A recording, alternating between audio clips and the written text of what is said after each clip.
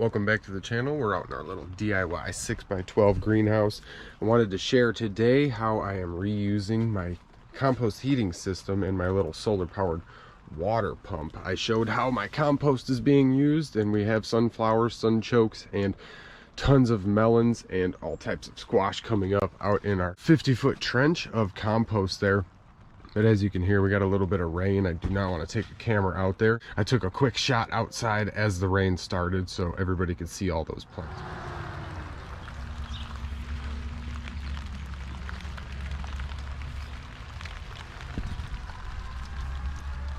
Now, all of those plants outside the greenhouse are for our farmers market, and we made good money this weekend, and this was our first market we attended, and we didn't expect to be able to go so early.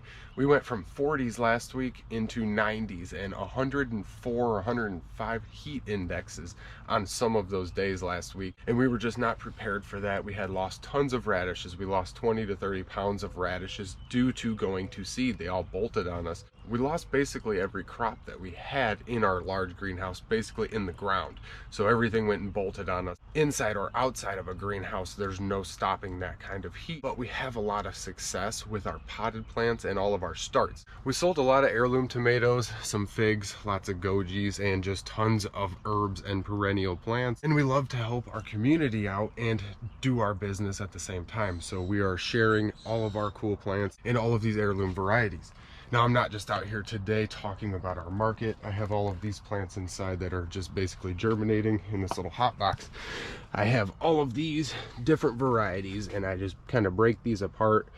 And all of our little tomatoes, basils, we like to propagate more plants for free with water. We can take the tops of plants and take cuttings and basically propagate all of these. We are using our solar powered system that we use to heat this greenhouse and run all of our water through our compost for heat into the floor of this greenhouse all winter. Now, recycling the system, I will put a bunch of finished compost on the top of all of our black hose so the sun does not heat it up. And that compost, if it is thick enough, all of our wood chips and partially broken down material, as long as it does not heat back up and is kind of dissipated, it will insulate our hose and allow it to be 20 to 30, even 40 degrees cooler than the surface temperature of the soil. So in return, we will be cooling the floor of our greenhouse on those really hot days and putting cold water and cycling it through all of these roots of these plants, keeping them fresh and keeping them from wilting and basically getting them to root right up. Now, this is a very simple way to do it. I have shown how I set all of this up and how I make this system, this little aquaponics box. But another way is by basically just heaping up a chunk. This is our yarrow. This is a chunk of lemon balm that is still in the pot here. I knocked my tomato over.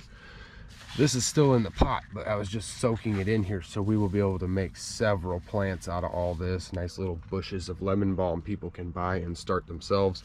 We've got all these chives we can break up into a decent cluster of pots, probably a dozen pots there, and we can sell those chives and share them with our friends at the market. Now, this little tomato here, I wanted to talk about this. Now, we have a absolute ton of starts, probably 300-400 starts that we have down in our 52-foot greenhouse and outside of our greenhouse here.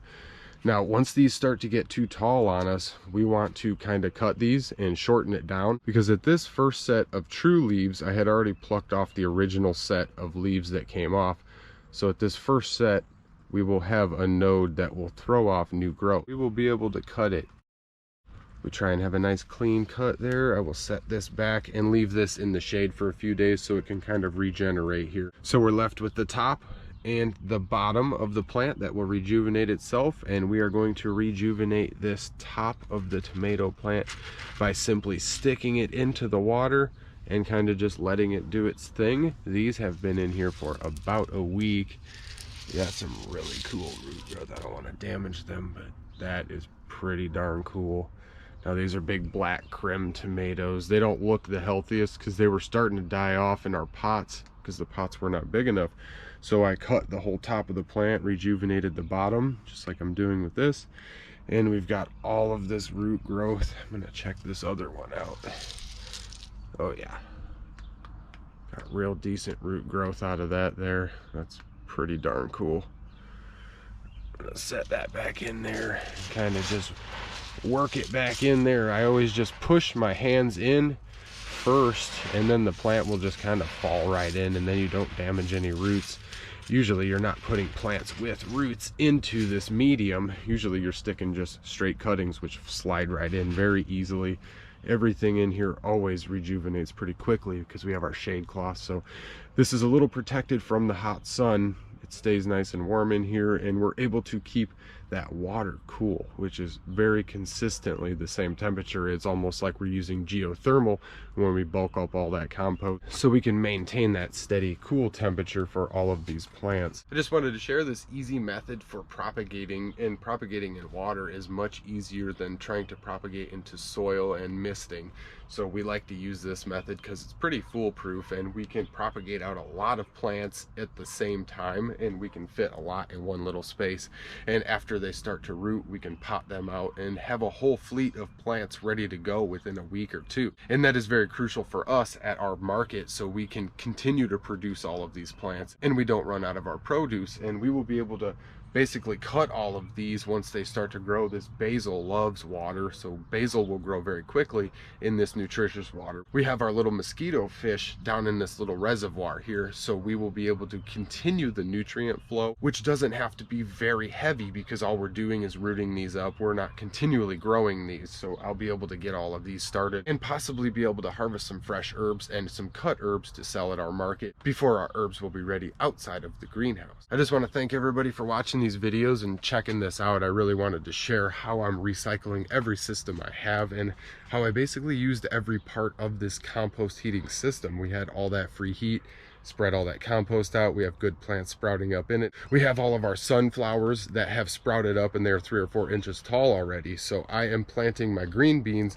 so they can grow right up our sunflowers, and we harvest them that way. I plan to share a video of that in the summer because it is pretty cool to see all of those green beans in clusters sitting on those sunflowers and being able to harvest them very easily with a basically free fence. So if anyone has any questions on what I'm doing in here, definitely drop it in the comments below. We'll get right back to you. We love to hear everybody's feedback, and thank you guys for watching.